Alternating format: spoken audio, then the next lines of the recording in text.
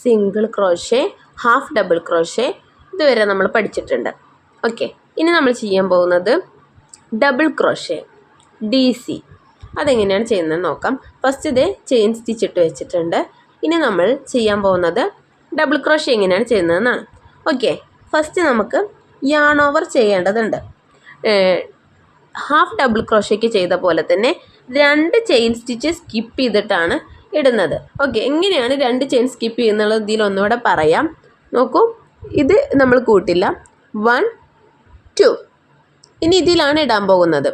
Okay, നമ്മൾ yarn over ചെയ്യുന്നു, 2 എണ്ണം സ്കിപ്പ് ചെയ്ത് 3ാമത്തേതിലോട്ട് ഇൻസേർട്ട് ചെയ്യുന്നു. ഓക്കെ, ഈ സമയത്ത് നമ്മുടെ നീഡിലിൽ 3 ത്രെഡ് ഉണ്ട്.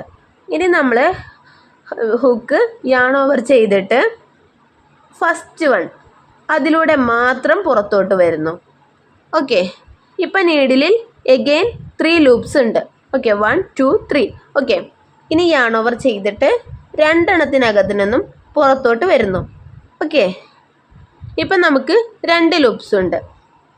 വീണ്ടും യാൺ ഓവർ ചെയ്തിട്ട് ഇതിനകത്ത് നിന്ന് 2 എണ്ണത്തിനകത്തു നിന്നും പുറത്തോട്ട് വരുന്നു. ഇപ്പം നമുക്ക് 1 ലൂപ്പായി. ഇപ്പോൾ നമ്മൾ ഒരു ഡബിൾ ക്രോഷേ ചെയ്ത് ഫിനിഷ് ചെയ്തു. ഇനി രണ്ടാമത്തെ നമുക്ക് എങ്ങനെയാണ് ചെയ്യുന്നത്? നമ്മൾ വീണ്ടും യാൺ ഓവർ ചെയ്യുന്നു. ഇപ്പോൾ ചെയ്തതിൻ്റെ തൊട്ടപ്പുറത്തെ ചെയിൻ സ്റ്റിച്ചിലോട്ട് ഇടുന്നു. എന്നിട്ട് അവിടെ നിന്ന് യാൺ ഓവർ ചെയ്തിട്ട് ഒരെണ്ണത്തിനകത്തുനിന്ന് പുറത്തോട്ട് വരുന്നു. വീണ്ടും യാൺ ഓവർ ചെയ്തിട്ട് 2 എണ്ണത്തിൻ്റെ അകത്തുനിന്ന് പുറത്തോട്ട് വരുന്നു. വീണ്ടും യാൺ ഓവർ ചെയ്തിട്ട് 2 എണ്ണത്തിൻ്റെ അകത്തുനിന്ന് പുറത്തോട്ട് വരുന്നു. ഓക്കെ, ക്ലിയർ ആയോ?